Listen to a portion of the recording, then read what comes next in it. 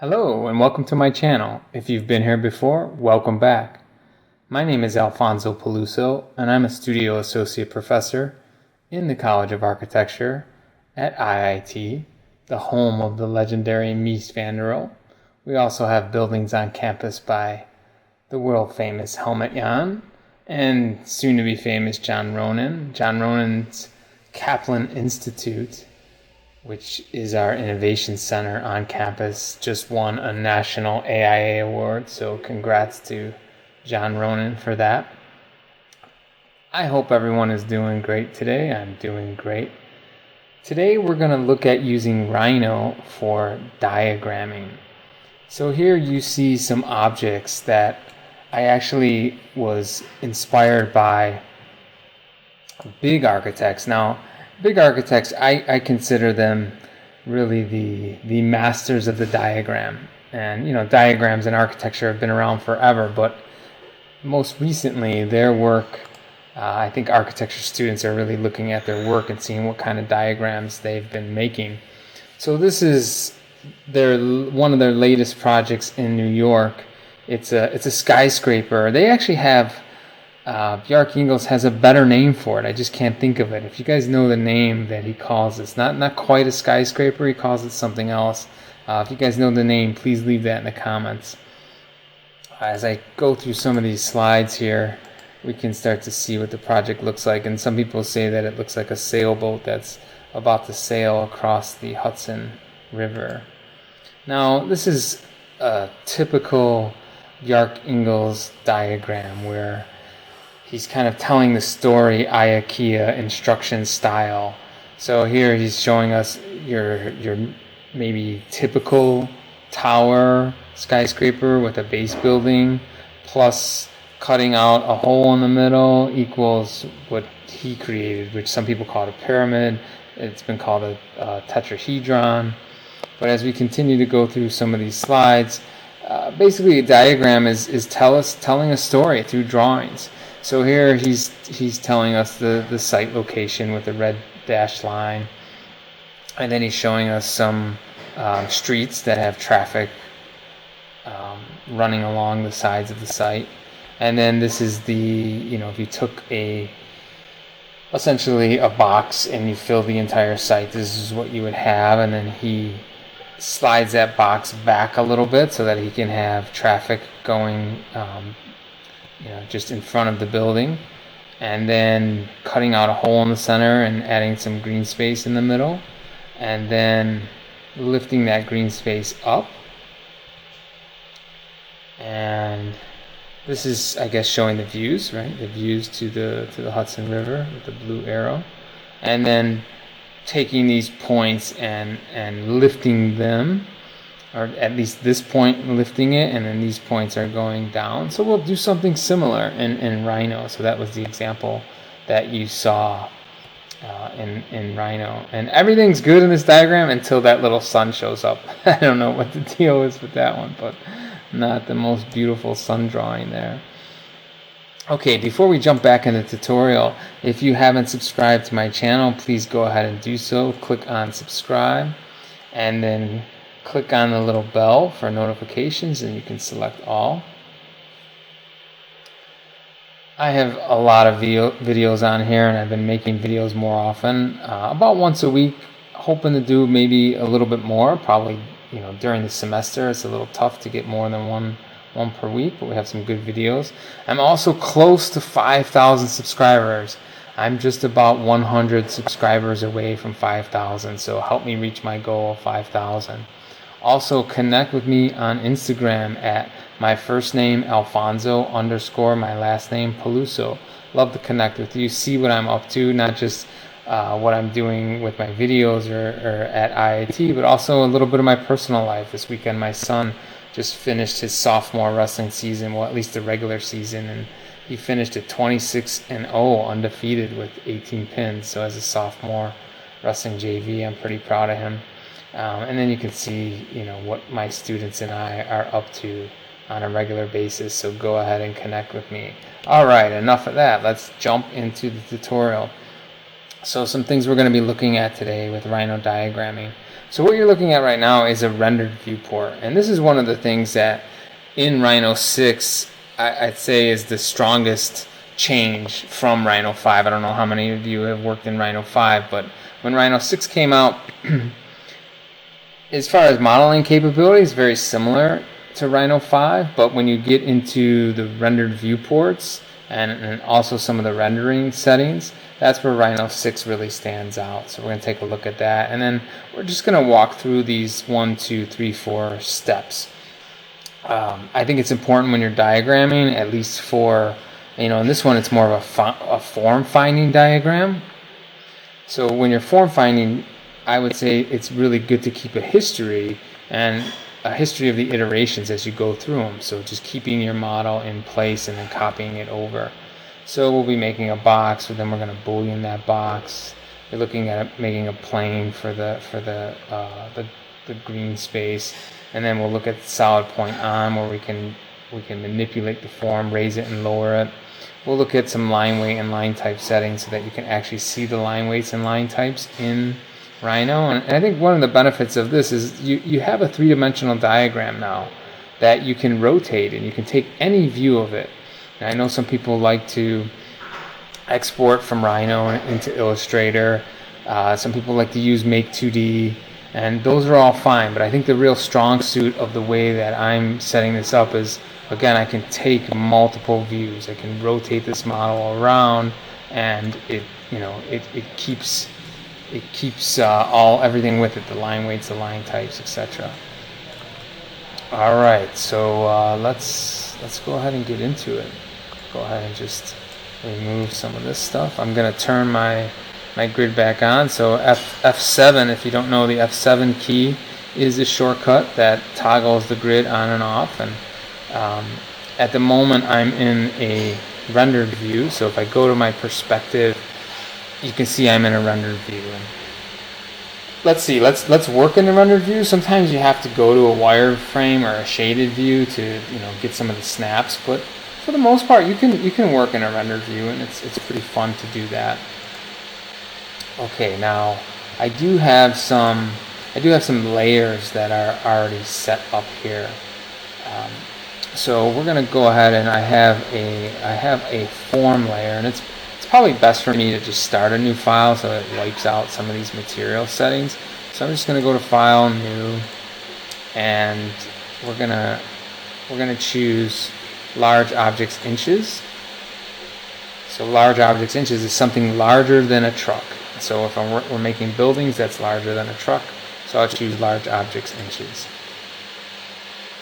Okay, and the first thing I'm going to do is I'm going to set up my grid. So I'm going to go to DOC, and I'm going to set this up. I might not need 200 grid lines. Let me lower it down to 100. And then my minor grid lines are going to be every 1 foot, so 12 inches. And then I'll have major lines every 10 of the minor. So every 10 feet, I'll see a heavier line. Okay, and I can set my snap spacing also to the 12 inches. Okay. Alright, here we are. And I'm going to take layer 1. I'm going to call this layer 1. I'm going to call it form. So that's where I'm going to create some of my basic geometry. My grid snap, I'm going to go ahead and turn my grid snap on at the bottom of the screen. So right now I have grid snap on, I have O snap. I have a couple of O snap settings here, end, mid, center. And then I have gumball turned on. So I would turn those three on: grid snap, object snap, and gumball. Okay, so I'm going to go ahead and I'm going to make a box. And I will snap to the origin with that box. Missed it the first time. Okay, so I'm just going to use my grids here to make this, just kind of, free forming this and snapping to the grid. Okay, so what do I have here? Let's see what size I'm working on here. Alright, so let's go ahead and go to DOC, and I'm going to go to units. Okay, and I'm going to use feet and inches. Okay, and that's just going to allow me when I take a distance here that it's displaying that in feet for me. Okay. So have something in feet, and I'm going to go ahead and make this my rendered display. Okay, so there we go. There's our rendered display. And that's gonna be my box. So what I'm gonna do is, if that is just the box by itself, I'm just gonna go ahead and copy that over. So that's my starting point. Okay, in terms of this design iteration study. So the next thing we're gonna do is we're gonna use a Boolean command to make a subtraction that cuts out the area, which is the void space, which becomes the green space. So I'm going to take layer 2, and I'm going to make that current, and I'm going to call that layer, I'm going to call it Boolean, just because I like that word. Some people might call it a cutout, but I'm going to go ahead and call it Boolean.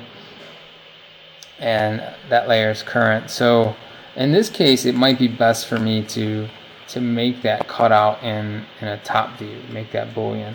So I'm going to do the same way. I'm going to make it with a box, and something like say like that looks pretty symmetrical. And I can switch back to perspective, and I can set the height. I'm just going to make it taller. And the other thing that I want to do with this is I also want to be able to make sure, not be able to, but I want to make sure that it's going completely through the box. So we have that. Okay, so I haven't subtracted it yet, but I want to show this as one of the iteration studies. So I'm going to take it, I'm going to copy it over. So I guess what I'm saying is I want to show it before I cut the hole in it, so that we can see what the Boolean object is. All right. So I think I'm going to space these out just a little bit more here.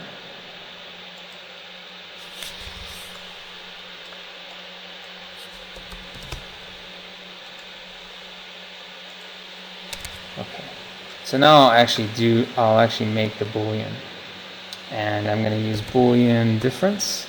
And it's asking me select surfaces or poly surfaces to subtract from. So that's the box.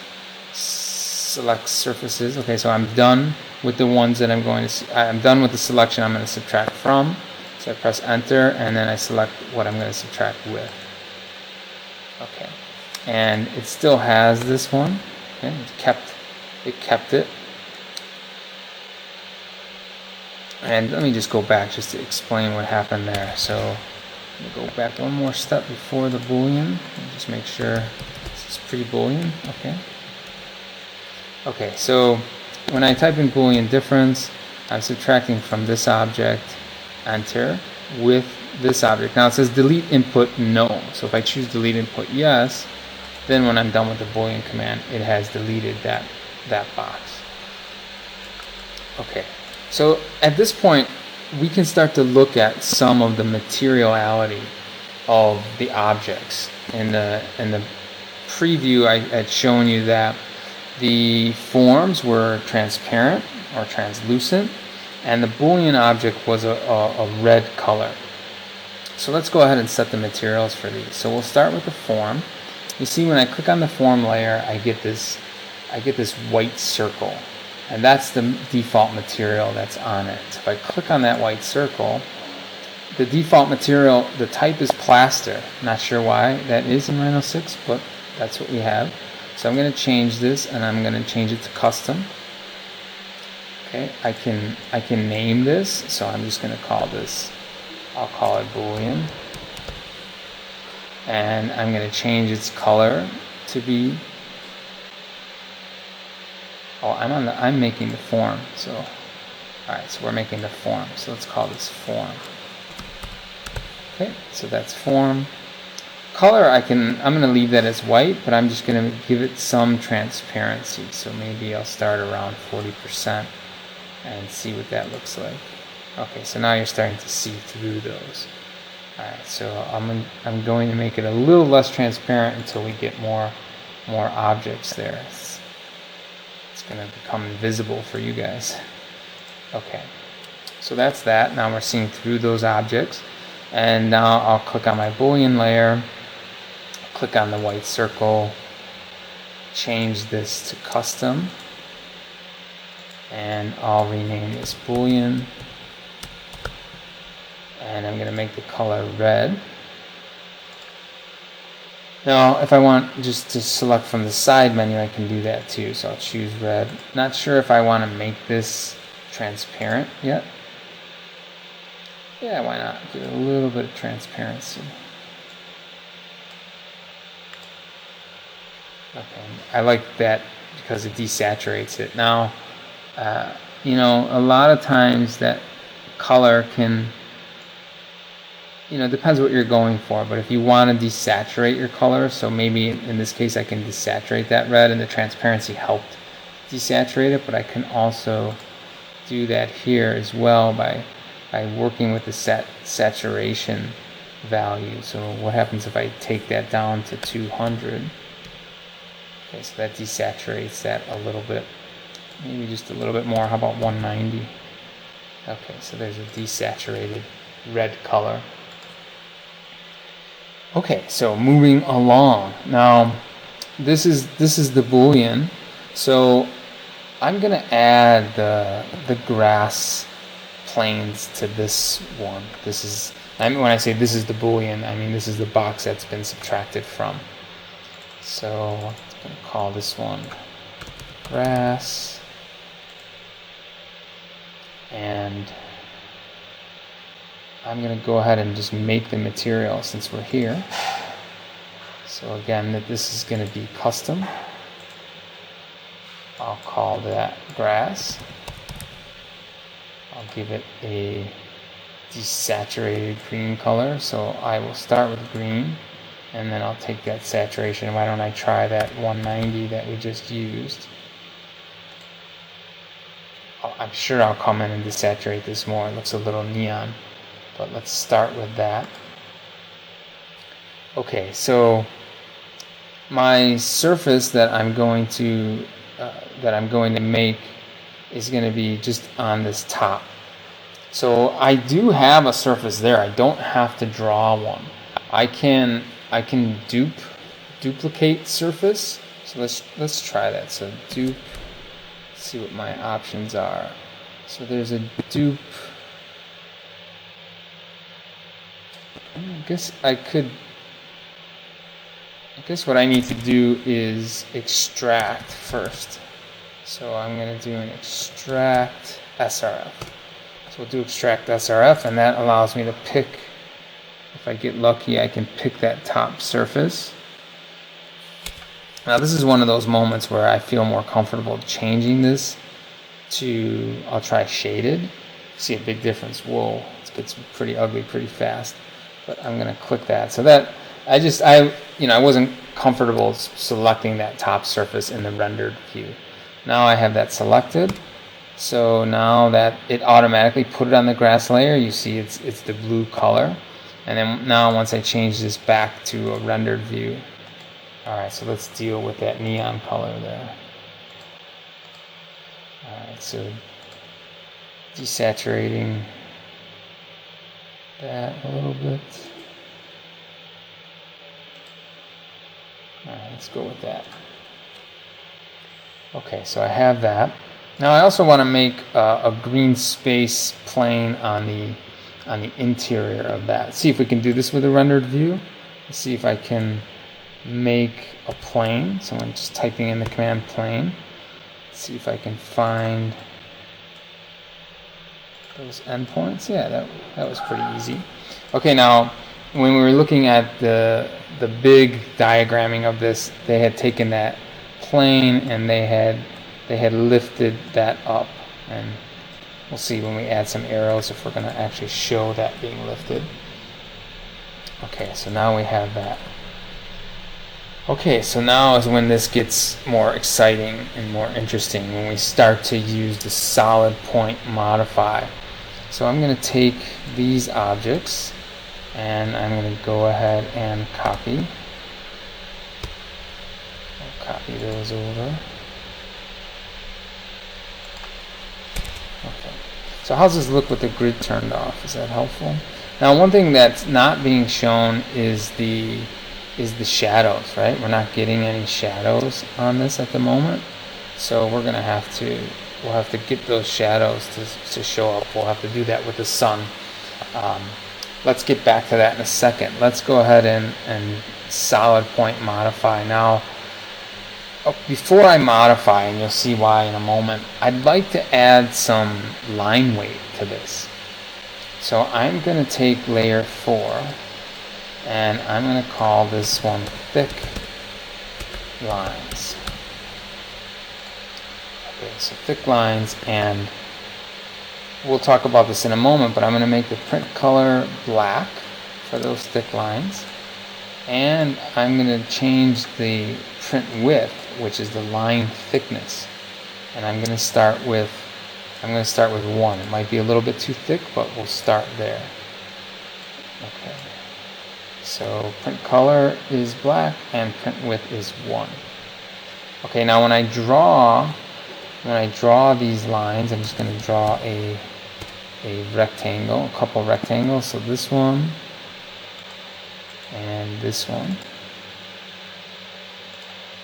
Okay, so those lines, they're just showing up green at the moment, which they're matching the grass. But if I change this color, you'll actually see those lines. So can't see them great there, but if we just turn off the grass for a moment and we turn off the form, okay, so there's those faint blue lines. Now I want those to show up as thick. So what we do in Rhino is we turn print display on. So I'm going to type in print display, and I'm going to click on state equal. It was state equal off. It's one of those moments in Rhino where it just doesn't toggle to state equal on. It gives you another line item. It's one of the rare places where this happens. I don't love it, but I have to click on. It also keeps me in the command because it wants to know if I want to adjust the thickness setting, because I can make this thinner or thicker by raising or lowering this value. I'm going to keep it at 40. Okay, and I'm going to turn back on my form and my grass. Okay, so now we have some line weight in our drawing, which is really nice. And we can get some line types in a little bit. Okay, so I'm going to take these rectangles that we made, and I'm going to copy those over to this form. Okay, did I miss the inner one? Let's see. Let's try that one more time.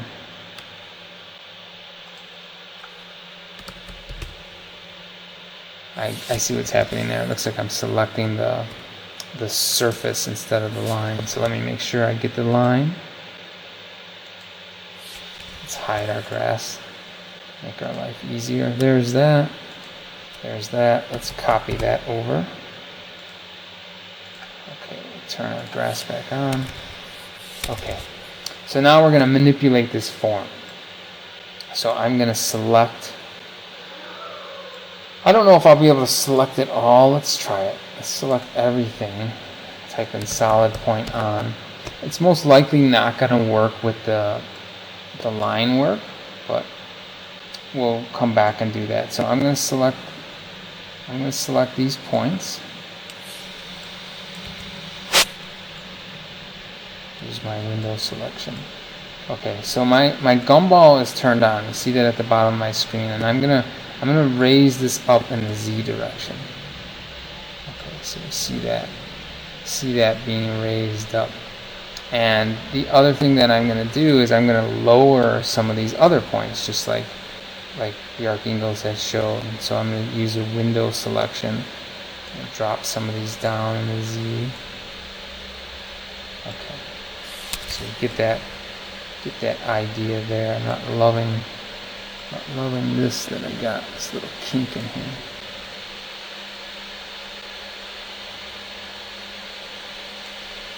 Let's go back a step here.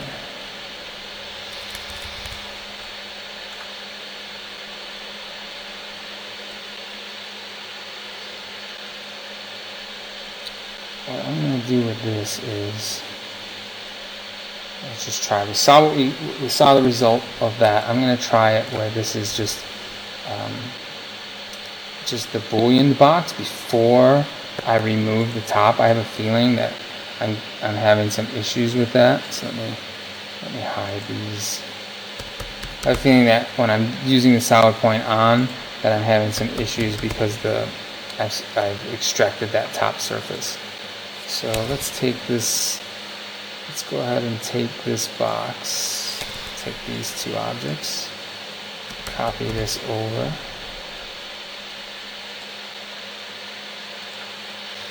Okay.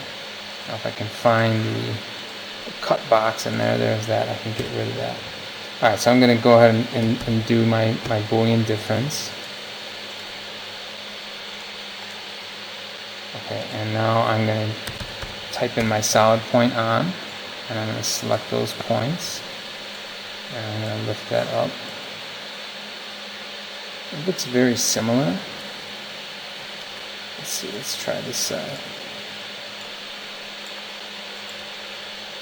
Okay, I'm going to take these and lower these points.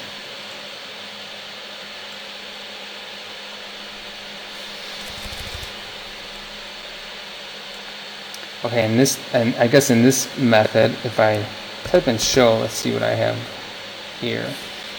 So with this, I can do the same thing. I can still extract that surface. So I'm going to go ahead and type in extract surface. And make sure I'm getting that top one now. Just to be sure I'm getting the top one, I'll make this shaded. And we'll go in and extract surf. And I'm going to put that on the grass layer. And we'll change this back to rendered. Alright, so we have some line weights. Have some line weights here as well. Alright, so let's type in show. Alright, so now getting these lines to match up shouldn't be too difficult. If I select that line. Now in Rhino 6, I don't have to turn the points on. I can find that point and select it. If you like turning your points on with either the F10 key or typing in the command points on, you can do that. I've selected that point. I'm going to type in the command move, and I should be able just to snap that. Okay, and then this is going to have to move these points. So I'm going to have to just go in and move these points to line up with the deformed form. And I'll take this one as well. Alright, and you know, this will happen when I'm making tutorials, where I don't know if I just get like hyper focused, but I don't think so in this case. Like what's happening here, that's not definitely something that I expected, and not something that I saw when I originally did this. So just one of those things. As soon as I'm done making the tutorial, I'll figure out what that is, and I'll either add it down on the comments what that was, or if someone else adds it. But it's not something I was expecting. You know, I mean, I could spend some time seeing what happened with that. But alright, so just to keep things moving ahead here. Alright, so now let's get some shadows. Let's before we add some more lines and line types. So I'm going to type in the command sun, and I'm going to click on sun, and I'm also going to click on manual control.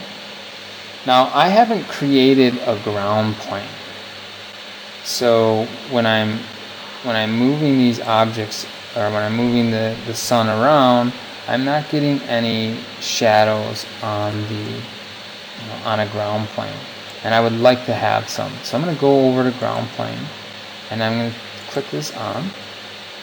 Okay, so now we're having some shadows that would show up there.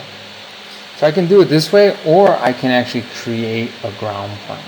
So you have the option. I think in this case, I'm going to go ahead and create one, a physical one. So I have the sun set up, and we'll come back and make some changes to this. And I'm going to take layer 5 and I'm going to type in ground. And for this, I'm going to turn my grid back on. Okay, so I'm going to go ahead and just make a plane using the plane command. And just make one large plane. Okay. Alright, so let's go with that. It's using the default color, which is white, the default material color, which is white, so I'm good with that. Okay, so let's bring our sun back up, and let's manipulate that. I don't want too much shadow. I don't want it to take away from the diagram. Okay, it's just a little bit. Just trying to go for a little bit of shadow. Alright, let's go with that. Okay, so now what I want to add is I want to add some more line weights, actually more line types, and we'll make some arrows that will help you with your diagramming. Okay, so let's make a new layer. I'll call this new layer. I'm just going to call this one dashed.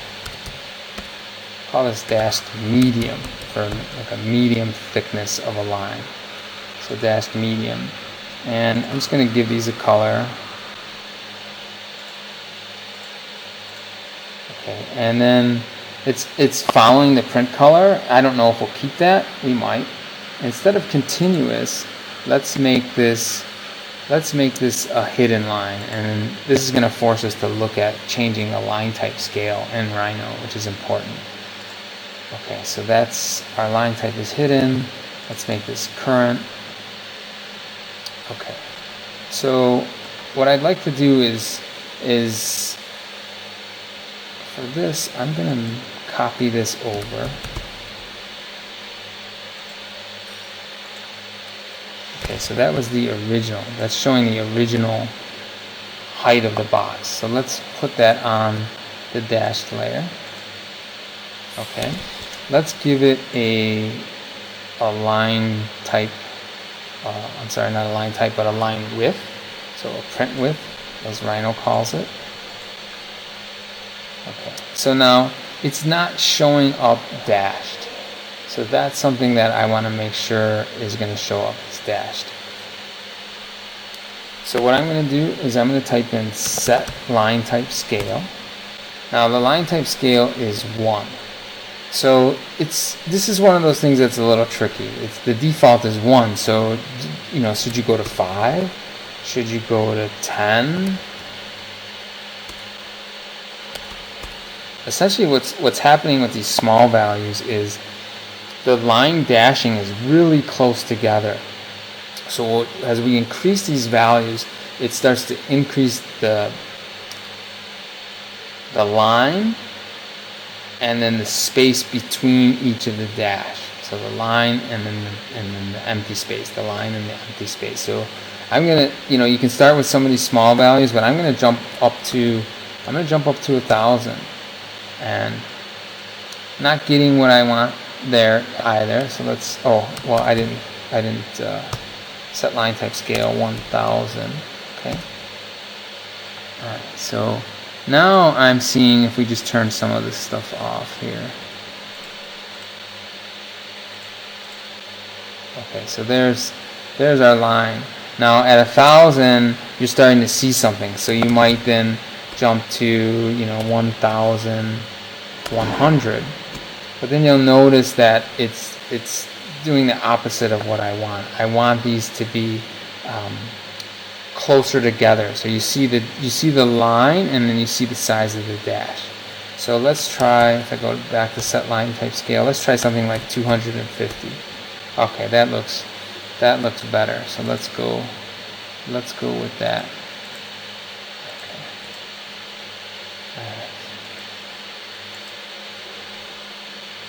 Alright, so it's not showing up as nicely as I want that to. So let's add some more Let's add some thickness to that.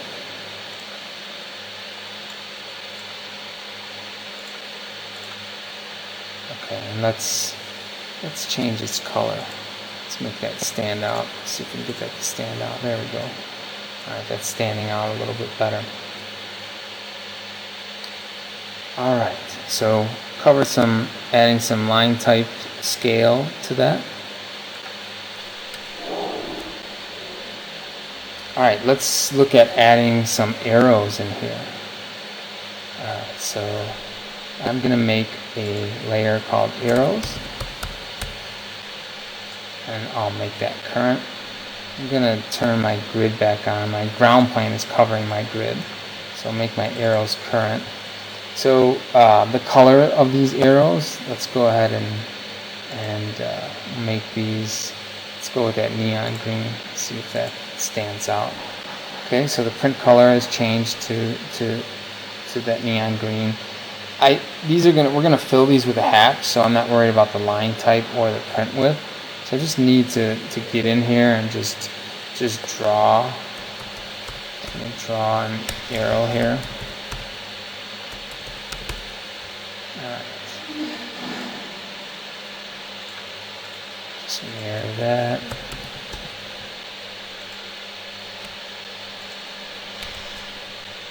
Alright, just so you guys can see a little bit better. Let's change the print color. Let's change it to black for now. Okay. Alright, so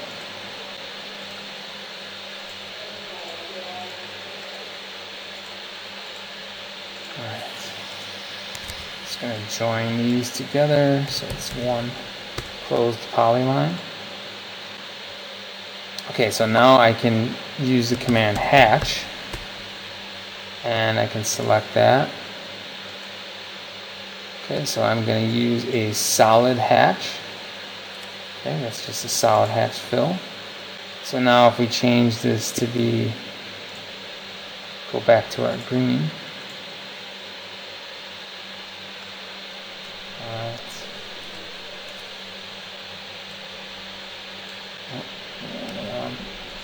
Alright, so we have an arrow here. Now, these can be arrows that we're using in plan, but I can also take this and copy this.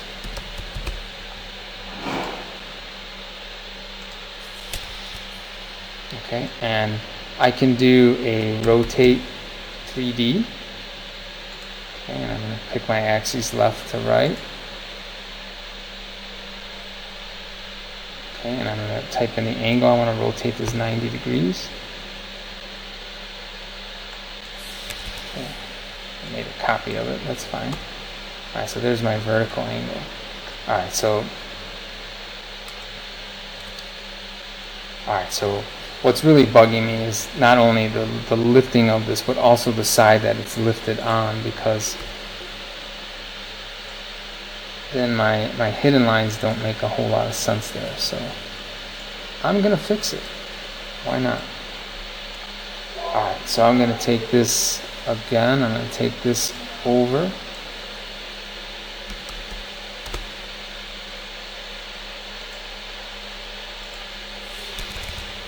I'm going to do the Boolean difference.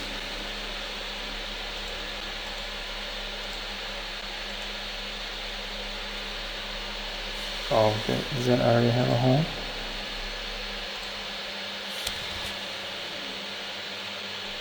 Just try that again.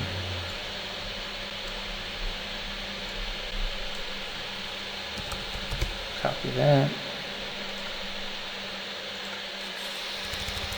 Okay, so Boolean difference, subtract from this, enter, with this object, enter.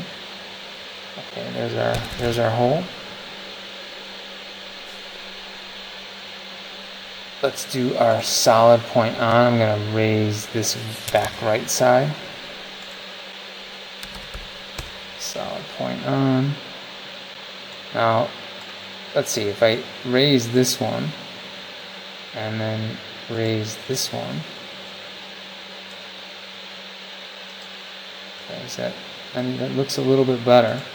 I'm not sure that's exactly what fixed it, raising those separately.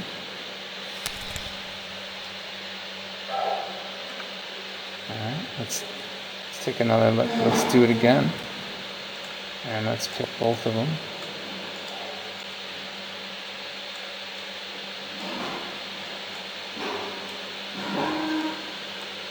And what I'm going to find is I'm going to go back and look at the other one, and it's going to look exactly the same as this, and the problem existed all along. That helped a little bit.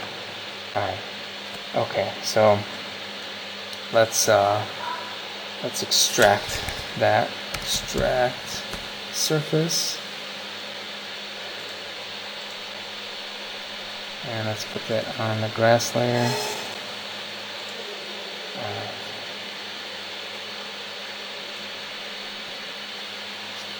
Alright, this grass is a little too heavy for me. I'm going to make it a little bit transparent. So you guys, kind of see, you want to be picky as well.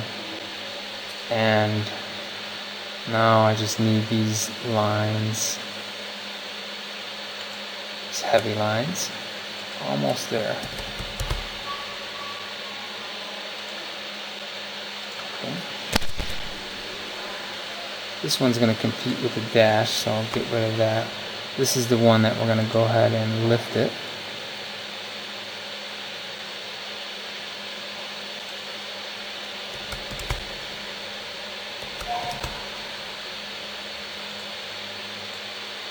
Okay.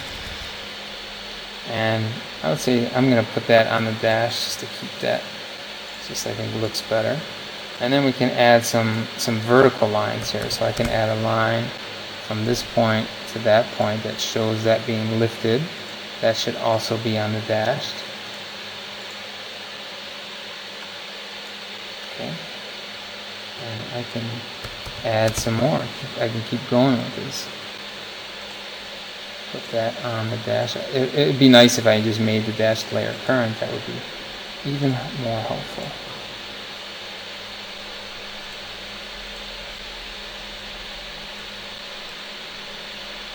That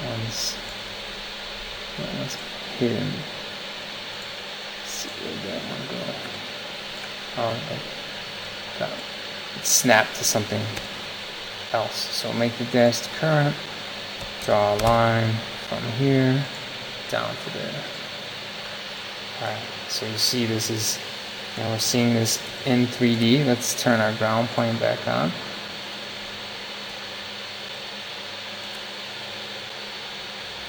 These arrows, what you're seeing there is they're just competing with that ground plane right now because they're right on the ground plane. So those would have to be lifted up.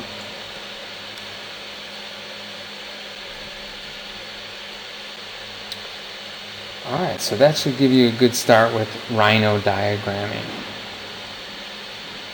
I hope you enjoyed this video, and my head will pop up at some point in the upper left. Go ahead and click on that to subscribe. Also, you're going to see some other videos that I've made pop up. Go ahead and check those out. If you like this video, leave a comment below, leave a thumbs up, and I will see you next time.